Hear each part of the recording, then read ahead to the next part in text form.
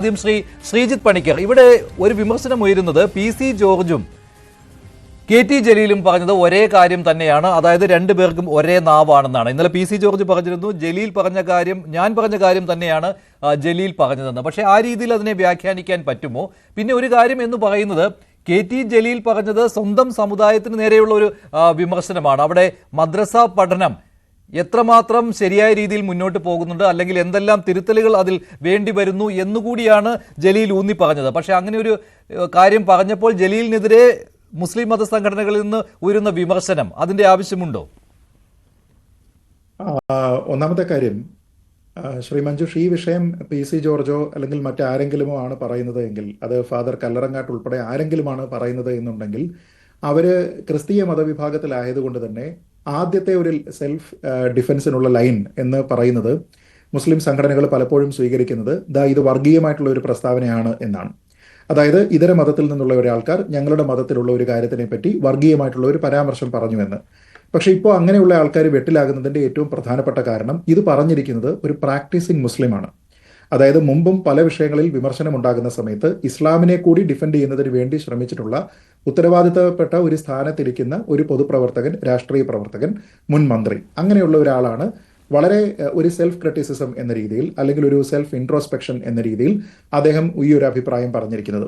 അപ്പോൾ അദ്ദേഹം പറഞ്ഞിരിക്കുന്നതിൽ ഏതെങ്കിലും രീതിയിലത്തേക്കുള്ള ഒരു കടുത്ത വിമർശനമോ അവഹേളനമോ അല്ല, മറിച്ച് ഞാൻ ഈ പറഞ്ഞതുപോലെ ഒരു സെൽഫ് ഇൻട്രോസ്പെക്ഷനാണ്. അതായത് അദ്ദേഹം കൂടി ഭാഗഭാക്കായിട്ടുള്ള ഒരു സമൂഹത്തിൽ നിന്ന് കൂടുതലായിട്ടുള്ള ആൾക്കാർ ഇന്ന് MDMA ഉൾപ്പെടെയുള്ള, കഞ്ചാവ് ഉൾപ്പെടെയുള്ള ലഹരിക്കടത്തിൽ ഉൾപ്പെടുന്നുണ്ട്, സ്വർണ്ണക്കടത്തിൽ ഉൾപ്പെടുന്നുണ്ട്, ഹവാല ഇടപാടുകളിൽ അവർ ഉൾപ്പെടുന്നുണ്ട്, പഠിപ്പിച്ച അധ്യാപകരോട് ബഹുമാനക്കുറവുണ്ടാകുന്നുണ്ട്, ജീവിതത്തിലുള്ള അച്ചടക്കം അവർക്ക് വളരെ കുറയുന്നുണ്ട്. ഇങ്ങനെ കുറേയധികം സാമൂഹ്യമായിട്ടുള്ള പ്രശ്നങ്ങൾ അല്ലെങ്കിൽ ക്രിമിനൽ ആക്ടിവിറ്റികൾ, ഇതിനെപ്പറ്റിയാണ് അദ്ദേഹം പറയുന്നത്. അപ്പോൾ ഇത് അദ്ദേഹം താരതമ്യം ചെയ്യുന്നത് പോലും ഇപ്പോൾ ഹിന്ദു മതത്തിലുള്ള കുട്ടികളുമായി ബന്ധപ്പെട്ട് അദ്ദേഹം അത് താരതമ്യം ചെയ്യുന്നു. എന്നിട്ട് അദ്ദേഹം പറയുന്നത് നമ്മുടെ നാട്ടിലുള്ള യുവാക്കൾക്ക്, യുവതലമുറയ്ക്ക് ഒക്കെ തന്നെ വലിയ രീതിയിലത്തേക്കുള്ള ധാർമ്മിക ബോധം ആവശ്യമാണ്.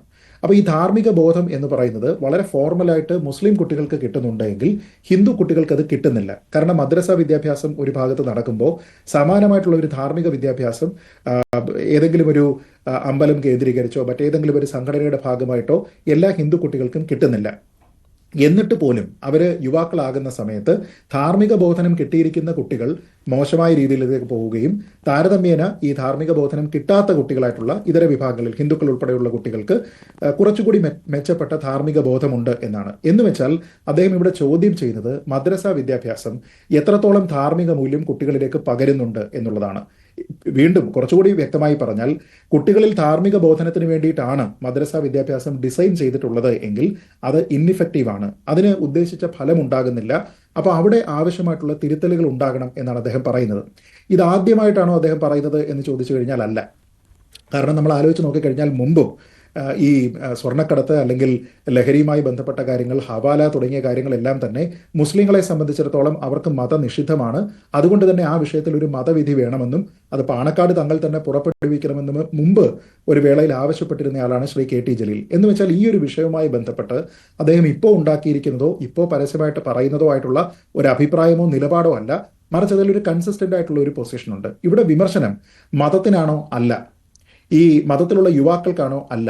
മറിച്ച് ഈ മതത്തിലുള്ള ഈ ആൾക്കാർക്ക് ഈ മതബോധനം നൽകുന്ന, ധാർമ്മികമായി നല്ല രീതിയിലേക്ക് നയിക്കുന്നതിന് വേണ്ടിയിട്ടുള്ള ബോധനം നൽകുന്ന മതപണ്ഡിതന്മാർ, മദ്രസകളിലും മറ്റുമുള്ള മതപണ്ഡിതന്മാർ, ഇതിൽ കൃത്യമായ രീതിയിലേക്കുള്ള ഇടപെടലുകൾ നടത്തുന്നില്ല എന്നുള്ളതാണ് വിമർശനം. ആ വിമർശനം വളരെ പോസിറ്റീവ് അല്ലേ? കാരണം അദ്ദേഹം അവിടെ ഒരു പ്രശ്നത്തിനെ പറ്റി പറയുന്നുണ്ട്, ആ പ്രശ്നം ആരെയൊക്കെ ബാധിക്കുന്നുണ്ട് എന്ന് പറയുന്നുണ്ട്, ആ പ്രശ്നത്തിന്റെ ഒറിജിൻ എവിടെ നിന്നാണ് എന്ന് പറയുന്നുണ്ട്, അതിന് എന്ത് കറക്റ്റീവ് മെഷേഴ്സാണ് വരുത്തേണ്ടത് എന്ന് പറയുന്നുണ്ട്. അതിൽ വർഗീയതയില്ല, അതിൽ ഏതെങ്കിലും രീതിയിലത്തേക്കുള്ള അവഹേളനമില്ല, മറിച്ച് ഞാൻ അതിൽ പി.സി. ജോർജ് പറയുമ്പോൾ സ്വാഭാവികമായിട്ടും അതിനകത്ത് വർഗീയത വരുന്നത് മറ്റൊരു മതത്തിൽ നിന്നുള്ള ആൾ പറയുന്നു എന്നതാണ്. പക്ഷെ അതിൽ ഈ പ്രായോഗികമായിട്ട് അല്ലെങ്കിൽ അതിന്റെ വസ്തുത വെച്ച് നോക്കുമ്പോൾ ഒരേ കാര്യം തന്നെ പറയുന്നു. പക്ഷേ പി.സി. ജോർജ് പറഞ്ഞതിൽ പിന്നെ രണ്ടാമത് അദ്ദേഹം പറഞ്ഞപ്പോൾ ഈ ലവ് ജിഹാദ് കൂടി വന്നതുകൊണ്ട് അത് കുറച്ചുകൂടി കടത്തി പറയലായി. ബാക്കി പി.സി. ജോർജ് പറഞ്ഞ കാര്യങ്ങളും ഇത് തന്നെയാണല്ലോ. കുറച്ചുകൂടി അദ്ദേഹം ഒരു ആക്ഷേപ സ്വരത്തിൽ പറഞ്ഞു എന്നല്ലേ അതിനകത്തുള്ളൂ. ജോർജ് അങ്ങനെ പറയാൻ പാടില്ലായിരുന്നു. പക്ഷേ കാര്യങ്ങളിലേക്ക് വരുമ്പോൾ രണ്ടുപേരും ഏതാണ്ട് സമാനമായ കാര്യങ്ങൾ പറഞ്ഞിട്ടുണ്ട്. അതാണല്ലോ ഈ ഒരേ നാവാണ് രണ്ടു പേർക്കും എന്ന രീതിയിലുള്ള വ്യാഖ്യാനം വരുന്നത്. അല്ല, ഒരേ ആശയങ്ങളുടെ ഒരു എന്താ നമ്മൾ പറയുന്ന ഒരു ഓവർലാപ്പ് പല ഭാഗങ്ങളിലുമുണ്ട് ഈ ആൾക്കാർ പറയുന്നതിൽ. അതിപ്പോൾ ഫാദർ കല്ലറങ്ങാട്ട് പറഞ്ഞാലും അത് PC ജോർജ് പറഞ്ഞാലും അത് KT ജലീൽ പറഞ്ഞാലും ഇവർ ഈ പറയുന്ന ആശയങ്ങൾക്കൊരു ഓവർലാപ്പ് എവിടെയൊക്കെ ഉണ്ട്. പക്ഷെ ഓരോരുത്തരും അതിനെ ഏത് രീതിയിലാണ് പ്രസന്റ് ചെയ്യുന്നത് എന്നുള്ളത് പ്രധാനമാണ്. ഇപ്പോൾ PC ജോർജ് എന്ന് പറഞ്ഞാൽ നമുക്കറിയാം വളരെ ഔട്ട്സ്പോക്കണായി സംസാരിക്കുന്ന, മുൻപിൻ നോട്ടമില്ലാതെ സംസാരിക്കുന്ന, വെട്ടൊന്ന് മുറി രണ്ട് എന്ന രീതിയിലത്തേക്ക് സംസാരിക്കുന്ന ഒരു വ്യക്തിയാണ്. അപ്പോൾ അദ്ദേഹത്തിന്റെ പല പ്രസ്താവനകളും ആ പ്രസ്താവനയ്ക്ക് ശേഷം അതിന്റെ രീതി കൊണ്ട് തന്നെ വിവാദമായിട്ടുണ്ട്. ഇപ്പോൾ തിരുവനന്തപുരത്ത് അദ്ദേഹം നടത്തിയിരുന്ന ഒരു പ്രസ്താവനയുടെ പേരിൽ അദ്ദേഹത്തിനെ അറസ്റ്റ് ചെയ്തിട്ടുണ്ട്. ഇപ്പോൾ അദ്ദേഹം നടത്തിയിരിക്കുന്ന ഒരു പ്രസ്താവനയുടെ പേരിൽ അദ്ദേഹത്തിനെ വീണ്ടും അറസ്റ്റ് ചെയ്തിട്ടുണ്ട്. അപ്പോൾ ഇത് നമുക്ക് അറിയാവുന്ന ഒരു കാര്യമാണ്. അതായത് വളരെ വൈകാരികമായിട്ട് അദ്ദേഹം പറയുമ്പോൾ, പ്രത്യേകിച്ച് അദ്ദേഹം മറ്റൊരു വിഭാഗത്തിൽ നിന്നുള്ള ആളായതുകൊണ്ട് തന്നെ തന്റെ തെരഞ്ഞെടുപ്പ് പരാജയത്തിന് അദ്ദേഹം പല സമയത്തും ചില വ്യക്തിപരമായിട്ടുള്ള ചില ഗ്രൂപ്പുകളെ അദ്ദേഹം ടാർഗറ്റ് ചെയ്തുകൊണ്ട് സംസാരിച്ചിട്ടുണ്ട് എന്നതിന്റെ അടിസ്ഥാനത്തിലൊക്കെ നോക്കിക്കഴിഞ്ഞാൽ അദ്ദേഹം പറയുന്നതൊക്കെ തന്നെ കുറച്ചുകൂടി വർഗീയമാണ് എന്ന് പറയുന്നതിന് വേണ്ടിയിട്ടുള്ള ഗ്രൗണ്ട്സ് അവിടെ വരുന്നുണ്ട്. പക്ഷേ ജലീലിനെ സംബന്ധിച്ചിടത്തോളം അങ്ങനെയല്ല. ജലീൽ വളരെ പോളിഷ്ഡ് ആയിട്ട് സംസാരിക്കുന്ന ആളാണ്. അദ്ദേഹം ഒരു പ്രാക്ടീസിങ് മുസ്ലിമാണ്. ഇസ്ലാമിൻ്റെതായിട്ടുള്ള മേന്മകളെ പറ്റിയും ഖുറാന്റെ മേന്മകളെ പറ്റിയും കിട്ടുന്ന അവസരങ്ങളിലെല്ലാം തന്നെ വളരെ നല്ല രീതിയിലത്തേക്ക് അതിനെപ്പറ്റി വിശദീകരിക്കാനായിട്ട് ശ്രമിച്ചിട്ടുള്ള ആളാണ്. പക്ഷേ ഇവിടെ മറ്റൊരു കാര്യം കൂടി ഉണ്ടല്ലോ ശ്രീ പണിക്കർ. ഇവിടെ മുഖ്യമന്ത്രി മുൻപ് ഈ കല്ലറങ്ങാട് പിതാവ് പാലാ ബിഷപ്പ് അന്ന് കാര്യങ്ങൾ പറഞ്ഞപ്പോൾ, ഈ നർക്കോട്ടിക് ജിഹാദിനെ കുറിച്ച് പറഞ്ഞപ്പോൾ, അന്ന് വാർത്താ സമ്മേളനത്തിൽ മുഖ്യമന്ത്രി പറഞ്ഞ ഒരു കാര്യമുണ്ട്. ഈ മയക്കുമരുന്നിന്, നർക്കോട്ടിക്സിന് മതത്തിന്റെ നിറമല്ല ചാർത്തി നൽകേണ്ടത്, മറിച്ച് സാമൂഹ്യ വിരുദ്ധതയുടെ നിറമാണെന്ന്. അങ്ങനെ വരുമ്പോൾ ജലീൽ പറഞ്ഞപ്പോഴും അത് തന്നെ പറയേണ്ടതല്ലേ? ജലീലും മതത്തിന്റെ നിറം അവിടെ ചാർത്തിയല്ലോ. ജലീൽ പിന്നീട് ഈ ബിസ്ഡത്തിന്റെ പ്രസംഗത്തിൽ മാത്രമല്ല, അതിനുശേഷം അദ്ദേഹം ഫേസ്ബുക്കിൽ അതിന് കുറച്ചുകൂടി വിശദീകരണം നൽകുകയുണ്ടായി, അതിൽ കണക്ക് പറയുകയുണ്ടായി. അത് മലയാള മനോരമയിൽ വന്ന റിപ്പോർട്ടുകളുടെ അടിസ്ഥാനത്തിൽ അദ്ദേഹം പറഞ്ഞ കാര്യമാണ്. അതും അദ്ദേഹം സൂചിപ്പിച്ചിട്ടുണ്ട്. മലബാറിൽ 61% കേസുകളിലും മുസ്ലിം നാമധാരികളാണ് ഉൾപ്പെട്ടിരിക്കുന്നത്. അതിൽ തന്നെ 99% മദ്രസ വിദ്യാഭ്യാസം നേടിയവരാണ് എന്ന്. അങ്ങനെ പറയുമ്പോൾ അവിടെ മതത്തിന്റെ നിറം ചാർത്തി. അപ്പോൾ കല്ലറങ്ങാട് പിതാവ് മതത്തിന്റെ നിറം ചാർത്തുമ്പോൾ അത് കുഴപ്പവും, ജലീൽ ചാർത്തുമ്പോൾ കുഴപ്പമില്ലായ്മയും. അതിങ്ങനെ സ്വന്തം സമുദായത്തിലായതുകൊണ്ട് മാത്രം ആണ് എന്നുള്ള എക്സ്ക്യൂസ് കൊടുക്കാൻ പറ്റുമോ? ഇല്ല, നിശ്ചയമായും അത് ഒരു മുസ്ലിം യുവാക്കളുടെ ഇടയിലുള്ള പ്രവണതയെ പറ്റിയാണ് അദ്ദേഹം പറയുന്നത്. ഇതര മതവിഭാഗങ്ങളിലുള്ള യുവാക്കളെ അദ്ദേഹം താരതമ്യം ചെയ്താണ് പറയുന്നത്. അപ്പോൾ അദ്ദേഹത്തിന്റെ മതവിഭാഗത്തിൽ ഈ രീതിയിലത്തേക്കുള്ള ഒരു പ്രശ്നമുണ്ട് എന്ന് അദ്ദേഹം പറയുന്നുണ്ട്. ഇനി ഇതിൽ തന്നെ ഈ കണക്കുകളിലേക്ക് പോലും നമ്മൾ പോകേണ്ടതില്ല. കാരണം അദ്ദേഹം പറയുന്നതിൻ്റെ ഒരു റൂട്ടായിട്ടുള്ള ഒരു കാര്യമെന്ന് പറഞ്ഞാൽ, നോക്കൂ, ഈ മതബോധനം കിട്ടുന്ന, ധാർമ്മിക ബോധനം കിട്ടുന്ന കുട്ടികൾ എത്ര നമ്പർ കുറവാണ് എങ്കിലും അവരിതിലേക്ക് പോകാൻ പാടില്ല എന്നുള്ളതാണ് അദ്ദേഹത്തിൻ്റെ അതിലെ ഒരു കോർ പോയിന്റ് എന്നാണ് ഞാൻ കരുതുന്നത്.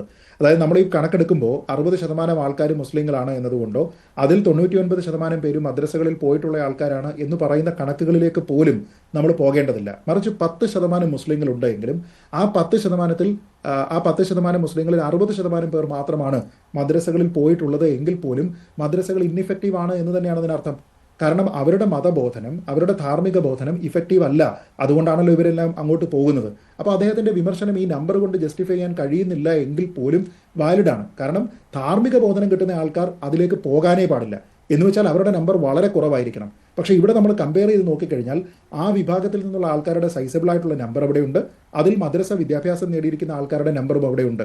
അപ്പോൾ അങ്ങനെ നോക്കിക്കഴിഞ്ഞാൽ ഈ നാർക്കോട്ടിക്സുമായി ബന്ധപ്പെട്ട, അതിൻ്റെ ഹാൻഡിലിങ്ങുമായി ബന്ധപ്പെട്ട കാര്യത്തിൽ PC ജോർജ് പറയുന്ന കാര്യമാണെങ്കിലും KT ജലീൽ പറയുന്ന കാര്യമാണെങ്കിലും ഫാദർ കല്ലറങ്ങാട്ട് പറയുന്ന കാര്യമാണെങ്കിലും ഓവർലാപ്പ് ചെയ്യുന്നുണ്ട്. ഇനി ഈ വിഷയത്തിൽ മറ്റുള്ള ആൾക്കാർ പറയുന്നതിനെ, അതിപ്പോൾ ഒരു പിതാവ് പറഞ്ഞതുകൊണ്ടോ അല്ലെങ്കിൽ ഒരു എതിർ രാഷ്ട്രീയക്കാരൻ പറഞ്ഞതുകൊണ്ടോ അതിനെ മതപരമായി കാണേണ്ടതില്ല, അത് ഒരു സാമൂഹ്യ വിപത്ത് മാത്രമാണ് എന്ന് പെയിന്റ് അടിക്കുന്നതിന് വേണ്ടിയിട്ടാണ് മുഖ്യമന്ത്രി ശ്രമിക്കുന്നത് എങ്കിൽ അദ്ദേഹത്തിന് തെറ്റിയിരിക്കുകയാണ്. കാരണം ജലീൽ ഇപ്പോൾ മുഖ്യമന്ത്രിയെ കൂടി തിരുത്തിയിരിക്കുകയാണ്. അദ്ദേഹത്തിന്റെ മതവിഭാഗങ്ങളിൽ നിന്നുള്ള ആൾക്കാർ ജലീലിനെ തിരുത്തിയിട്ടില്ല. ജലീൽ പറഞ്ഞതിന് ശേഷം CPM പ്രതികരിച്ചിട്ടില്ലല്ലോ, മുഖ്യമന്ത്രി പ്രതികരിച്ചിട്ടില്ല. അന്ന് ബിഷപ്പ് കല്ലറങ്ങാട്ട് പറഞ്ഞപ്പോഴാണ് മുഖ്യമന്ത്രി ഇങ്ങനെ പ്രതികരണം നടത്തിയത്. അല്ലല്ല, ഞാൻ പറഞ്ഞത് മുഖ്യമന്ത്രിയുടെ ആ പ്രസ്താവനയെ ജലീൽ തിരുത്തിയിരിക്കുകയാണെന്നാണ്. മുഖ്യമന്ത്രി തിരുത്തിയെന്നല്ല, മുഖ്യമന്ത്രിയുടെ ആ ധാരണ തെറ്റാണ് എന്ന് ജലീൽ തിരുത്തുന്നതിന് തുല്യമായിട്ടുള്ള സ്റ്റേറ്റ്മെന്റ് ആണ് വന്നിരിക്കുന്നത്. അപ്പോൾ ഇനി അതിൽ പ്രതികരണം ഉണ്ടാകേണ്ടത് മുഖ്യമന്ത്രിയുടെ ഭാഗത്തു നിന്നാണ്. ഇനി മുഖ്യമന്ത്രിയെ കാണുന്ന സമയത്ത് നമ്മുടെ നാട്ടിലെ മാധ്യമങ്ങൾ ഈ ഒരു സ്റ്റേറ്റ്മെന്റ് അദ്ദേഹത്തിനോട് ചോദിച്ചതിന് ശേഷം മുമ്പുണ്ടായിരുന്ന അങ്ങയുടെ ആ പ്രസ്താവനയിൽ അങ്ങ് ഇപ്പോഴും ഉറച്ചു നിൽക്കുന്നുണ്ടെങ്കിൽ ജലീൽ പറഞ്ഞിരിക്കുന്ന പ്രസ്താവനയെ അങ്ങ് തള്ളുന്നുണ്ടോ കൊള്ളുന്നുണ്ടോ എന്ന് അദ്ദേഹത്തിനോട് ചോദിക്കണം. ആ സമയത്ത് അദ്ദേഹത്തിന്റെ ഇരട്ടത്താപ്പ് വളരെ കൃത്യമായിട്ട് പുറത്തു വരും എന്നാണ് ഞാൻ കരുതുന്നത്.